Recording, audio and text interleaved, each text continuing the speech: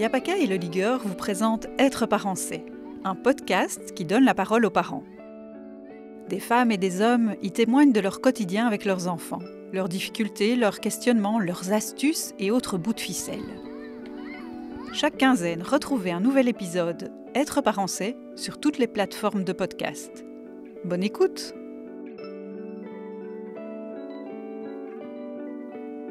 Je m'appelle Eleanor, j'ai une fille de 20 ans. Alors pour moi, le fait de devenir maman a été assez compliqué parce que j'avais 18 ans. Donc j'avais pas mal de personnes autour de moi qui étaient assez négatives par rapport à ce projet, qui n'était pas un projet initialement, mais qui en est devenu un. Donc je dirais que je suis devenue maman avec pas mal de... un peu à contre-courant. Mais quand ma fille est née et je l'ai vue pour la première fois, j'ai senti justement cette responsabilité et beaucoup d'amour pour elle. Puis on a eu des passages très compliqués, mais à travers tout ça, j'ai jamais regretté d'être maman. Alors les moments plus compliqués que j'ai vécu avec ma fille sont principalement liés, je pense, au fait que je l'ai élevée seule. Elle a eu un parcours assez compliqué au niveau de sa santé mentale, qui est lié, je pense, à ces conditions dans lesquelles on a vécu, donc précarité, etc. Et aussi à sa personnalité et à d'autres facteurs que je ne contrôle pas bien. Donc elle a décroché de l'école, elle a fait de la délinquance aussi, beaucoup de fugues. On a eu des soucis avec différents services, différents types de problèmes. Donc pour pouvoir gérer les difficultés qui se sont présentées, je dirais que ce qui m'a vraiment permis d'assurer ce rôle, c'est de demander de l'aide. Parce que quand on vient d'une famille où on a tendance à garder les choses pour soi, apprendre à demander de l'aide à des professionnels ou même à son entourage de manière générale, c'est pas simple, mais ça change tout. Donc initialement, j'ai frappé vraiment à beaucoup de portes, sans avoir de réponse. Moi, j'ai vécu des sentiments de culpabilité, de honte aussi, de tabou. Notamment, je pense qu'il y a un grand tabou autour des violences des adolescents envers leurs parents, parce que c'est quelque chose qui arrive plus qu'on ne pense, et c'est très difficile d'en parler, parce qu'en tant que parent, on est censé avoir un rôle d'autorité. Il y a, je pense aussi, des questions liées aux représentations sociales, économiques, etc., qu'on peut se faire de certaines familles. Donc, moi, j'ai une éducation universitaire, et je pense que ça joue dans l'estimation de la gravité, en fait, de la situation. Après, il y a la résistance aussi de ma fille à tout ça. Ça aussi, ça a été compliqué. Mais là, j'estime vraiment que les professionnels ont fait un boulot formidable pour surmonter cette résistance et pour lui montrer que c'était en son intérêt qu'on œuvrait ensemble.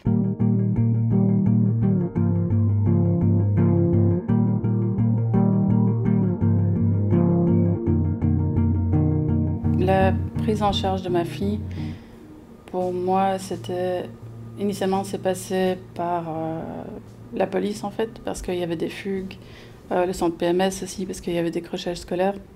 Donc, c'était pas vraiment à notre demande, dans un premier temps. Après, j'ai repris la main un peu sur cette prise en charge. Donc, initialement, c'était contre la volonté de ma fille, mais sans non plus la forcer à faire des choses qu'elle voulait pas faire. Donc je l'amenais voir un psychiatre, etc. Mais elle ne voulait pas vraiment participer à ça. Ensuite, on a eu, via le SAJ, on a eu accès à une équipe mobile.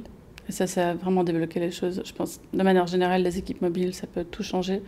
Parce que du coup, il venait jusqu'à elle, il l'accompagnait aussi vers son psychiatre, etc. Et de fil en aiguille, on a eu d'autres services, dont un service mandaté par le SAJ, qui est d'une super qualité. Ouais, c'est vraiment à travers la création d'un lien interpersonnel entre les intervenantes et ma fille qu'elle a accroché. Et puis là où ça a vraiment... ces interventions-là n'avaient pas un effet direct sur sa santé mentale, mais lui ont permis d'accepter une hospitalisation dans un hôpital spécifiquement conçu pour les adolescents en difficulté. Et ça a été le jour et la nuit. Après 6 mois d'hospitalisation, là, elle est vraiment ressortie en pleine forme, ayant travaillé beaucoup de ses difficultés. Mais effectivement, dans un premier temps, c'est compliqué. Surtout qu'elle était dans un contexte social entourée de jeunes vraiment en difficulté, qui n'étaient pas eux prises en charge. Donc elle avait une représentation que c'était ringard et que ça sert à rien, etc. Et ça aussi, l'hospitalisation, ça lui a permis un peu de diversifier son cercle social. Ouais. Je pense qu'en tant que parent, c'est aussi parce que je me suis vraiment acharnée à communiquer aussi avec les différents intervenants. Et maintenant, je suis assez fière en fait, de comment j'ai géré la situation, même si sur le moment, je trouvais que tout ce que je faisais était inadéquat et insuffisant, etc. Et aussi, à l'hôpital, il y avait un groupe de parole de parents, ce qui était très, très riche, vraiment d'échanger avec d'autres parents qui avaient les mêmes difficultés.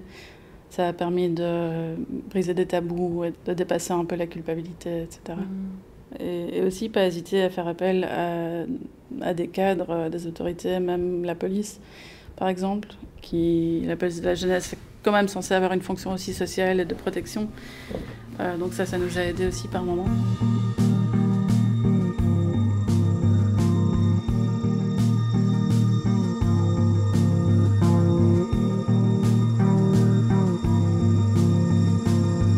Alors, de mon expérience, il y avait effectivement une crainte de judiciarisation, mais à un moment, j'ai accepté en fait que j'avais pas toute l'expertise pour gérer la situation et j'étais pas totalement sûre que ce serait mauvais pour ma fille non plus en fait.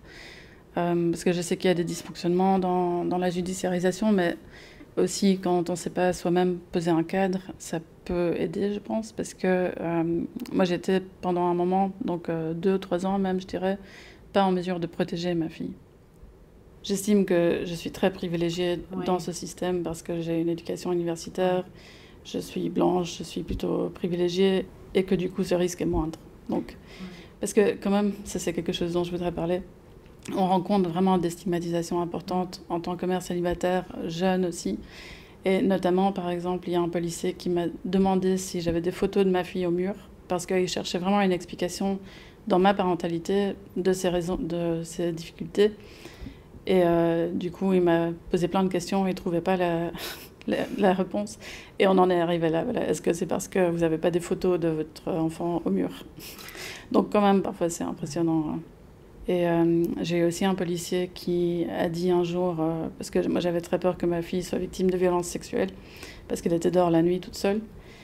Et un policier m'a dit, oui, mais vous savez, madame, votre fille n'est pas vierge. Ce qui est venu... Enfin, j'ai halluciné. Et j'ai piqué une crise, en fait, au commissariat. Et heureusement, un autre policier que je connaissais bien est venu un peu intervenir dans la situation, mais c'était... on a rencontré beaucoup de choses comme ça, en fait.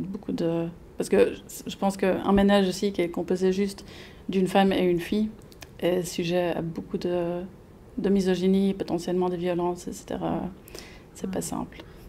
Donc moi, je partais du principe que je devais signaler chaque fugue de ma fille, ou même pas les fugues, mais chaque fois qu'elle rentrait pas, parce que parfois c'était pas vraiment une fugue, mais juste elle faisait la fête et il était 4h du mat'.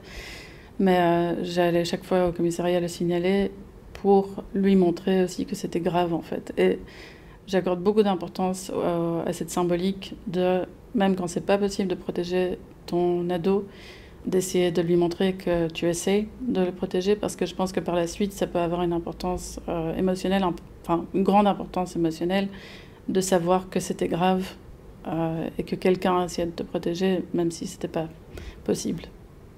Donc quand j'ai eu ma fille, il y a eu très peu de soutien dans mon entourage proche.